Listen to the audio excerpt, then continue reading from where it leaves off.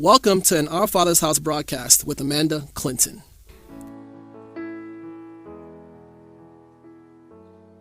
When I was 16 years old, I hosted a radio show called Teen Vibes. And a good couple of years later, I came back to the head of Vibe, Mike Cook, with my demo.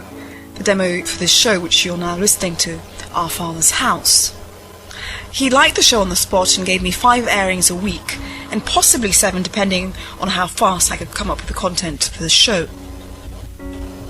He liked the presentation, but above all I think he was amused at the fact that one of his presenters on Vibe had gone out into the world and come back many years later saying that they had found God and wanted to share it with the world. You see, that's the kind of radical God we serve. He will position you, move things, turn things around and make a way. Make a way when you pray daily. In my case, I was at a point starting to pray continuously about God using me as an ornament worthy to be used in his house. I prayed for a ministry, a unique one, where I could present a case on God's behalf in a way that would touch people, to be God's advocate. My message today is about how one can be divinely positioned. In order to illustrate this point, I think I'm just going to discuss Oprah Winfrey for a bit. She's someone who, in their youth, used to go to church on Sundays, and then by Monday morning, she's reportedly said as having gone to the school playground, and she'd repeat exactly the same sermon to the kids.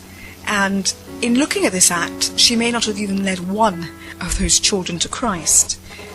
But the act was innocent. It was spontaneous. It wasn't seeking God's glory or grace in her life. And in so doing, she became a millionaire, or having a billionaire, should I say, because she has $1 billion empire, a TV network, a production company, a magazine, to name but a few of the material blessings that she got by being spiritual in nature. She first, therefore, sowed into spiritual currency before reaping from a physical currency. Oprah, with her Oprah Winfrey Show, was divinely positioned to help millions deal with day-to-day issues, and finally, before she retired from broadcasting, she helped Obama get into the White House. She may not have a pulpit like most pastors. She may not very much look like a pastor, but her ability to impact the world through her shows has had more effect than most pastors, because in so doing, she acknowledged that there is a spiritual God and sowed into the currency of a spiritual God. How, therefore, can one be divinely positioned? To be divinely positioned, one has to first know what it is to pray and what it is to command God's presence or spiritual court wherever you are. And this is by making submissions to God with your voice, or your real voice, with your real sincere need. We can see sincerity, for instance, like the case of Jabez, 1 Chronicles 4, which states, "Oh, that you would bless me, Lord, and enlarge my territory. Let your hand be with me, and keep me from harm, so that I will be free from pain." And God granted his request. Therefore, when we make our submissions to God, it should not be in a contrived way, by speaking in a way that's not sincere, but we should speak in a sincere way, in an honest way, and for God to ultimately make his ruling. In talking about making one's submissions to God, it brings to mind Luke 18, and in particular verse 1 to 8, which states, "Then Jesus told his disciples a parable to show them that they should always pray and not give up. He said, 'In a certain town there was a judge who neither feared God nor cared what people thought. And there was a widow in that town who kept coming to him with the plea, "Grant me justice against my adversary." For some time this judge refused, but finally he said to himself, "Even though I don't fear God or care what people think, yet because this widow keeps bothering me, I will see that she gets justice, so that she won't eventually come and attack me." And the Lord said, "Listen to what an unjust judge says. And will not God bring justice to his chosen ones who cry out to him day and night? Will he keep putting them off? I tell you, he will see that they get justice, and quickly. However, when the Son of Man comes, will he find faith on this earth?" You see, this widow didn't stop bothering an unjust judge in his court every day, and she got what she wanted. Therefore, imagine what will happen in your life if you persistently make your pleas to a just God in his spiritual court. I'm speaking about divine favour today because divine favour is something that I have the benefit, or I've had the benefit of experiencing in my life. The last 12 months have particularly been a roller coaster in terms of me getting physical and spiritual blessings.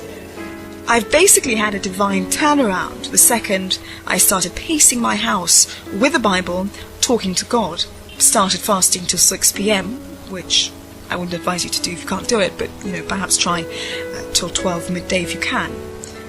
And I fasted not to deny myself food, but to be in such a state that my body wouldn't be feeding off all the sugar, to be in such a state that I would be still, a state where I could focus on why I was fasting, which was to focus on God, to focus on what I'd like God to do for me, and to focus on what I could do in his spiritual plan, and just talking to him, I suppose.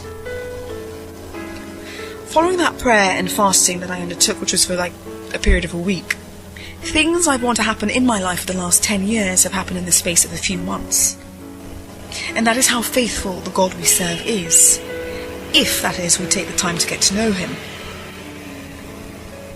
In addressing how one gets divine favour, it is also important to discuss how one blocks or denies divine favour from operating in their life. One essentially blocks divine favour from operating in their life by showing God that they wouldn't be able to handle the blessings if he gave it to them.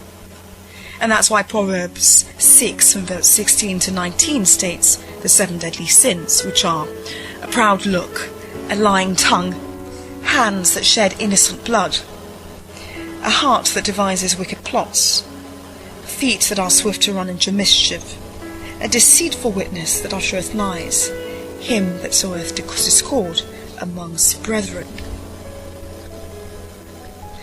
That's why Psalm 5:12 further confirms, for surely, O Lord, you bless the righteous, you surround them with your favour as with a shield. You are listening to our Father's House broadcast with Amanda Clinton. Email your views about the show to ourfathersHouseGhana@yahoo.com. You can also watch us on our YouTube channel by logging on to youtube.com/user/Our Father's House Ghana. Look out for Our Father's House books and CDs in Accra, and our latest book, How I Sold My Soul by Amanda Clinton, is about a man's spiritual journey from living in the world as an Illuminati to entering God's world.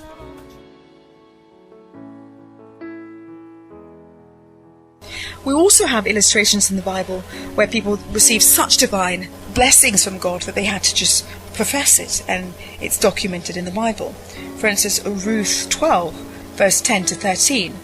She bowed down with her face to the ground and exclaimed, "Why have I found such favour in your eyes that you notice me, a foreigner? May I continue to find favour in your eyes, my lord," she said. Or King David, who would constantly throw himself at the mercy of God's court, quite literally, by prostrating himself before God and admitting how he was warring against his own flesh, but he still needed more of this unforeseen or this unseen kingdom that was bringing him such divine favour and protection in his life. God, however, will ultimately search our hearts. That's why James 4 verse 2 to 3 states, "You lust and do not have. You murder and covet and cannot obtain. You fight and you war. Yet you do not have because you do not ask. You ask and do not receive."